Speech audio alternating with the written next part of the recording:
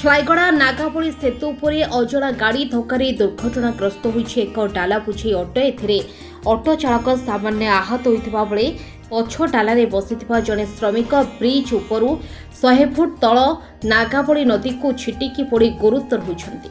ଆହତମାନେ ହେଲେ ରାୟଗଡ଼ା ଜିଲ୍ଲା ଚାନ୍ଦିଲି ଥାନା ଅନ୍ତର୍ଗତ ପେଣ୍ଟା ଗ୍ରାମର ଅରବିନ୍ଦ କାଡରକା ଓ ଚରଣ ଜାମ୍ବକା। ଘଟଣାସ୍ଥଳରେ ଚାନ୍ଦିଲି ଥାନା ପୁଲିସ ପହଞ୍ଚି ତଦନ୍ତ ଆରମ୍ଭ କରିଥିବା ବେଳେ ଗୁରୁତରମାନଙ୍କୁ ରାୟଗଡ଼ା ଜିଲ୍ଲା ମୁଖ୍ୟ ଚିକିତ୍ସାଳୟରେ ଭର୍ତ୍ତି କରାଯାଇଛି। ସୂଚନା ଅନୁଯାୟୀ ଜାତୀୟ ରାଜପଥର ଜେକେପୁର ଅମଲାଭଟ୍ଟା ଛକ ମଧ୍ୟରେ ଥିବା ନାଗାବଳି ନଦୀ ସେତୁ ଉପରେ ଆଜି ଅପରାହ୍ନରେ ସେଣ୍ଟରିଂ କାଠ ବୋଝେଇ ଡାଲା ଅଟୋଟି ଜେକେପୁର ଅଭିମୁଖେ ଯାଉଥିବା ବେଳେ ପଛପଟେ ଏକ ଟ୍ୟାଙ୍କର ଗାଡ଼ି ଧକ୍କା ଦେଇଥିଲା। ଫଳରେ ଅଟୋଟି ବ୍ରିଜ୍ ଉପର ସୁରକ୍ଷା ପାଚେରୀକୁ ଲାଗି ଲଟକି ରହିଥିବା ବେଳେ ଡାଲାରେ ବସିଥିବା ଶ୍ରମିକ ଚରଣ କାଠ ସହ ବ୍ରିଜ୍ ତଳକୁ ଖସି ପଡ଼ି ଗୁରୁତର ହୋଇଥିଲେ ଏବଂ ଅଟୋ ଡ୍ରାଇଭର ଅରବିନ୍ଦ ମଧ୍ୟ ଆହତ ହୋଇଥିଲେ।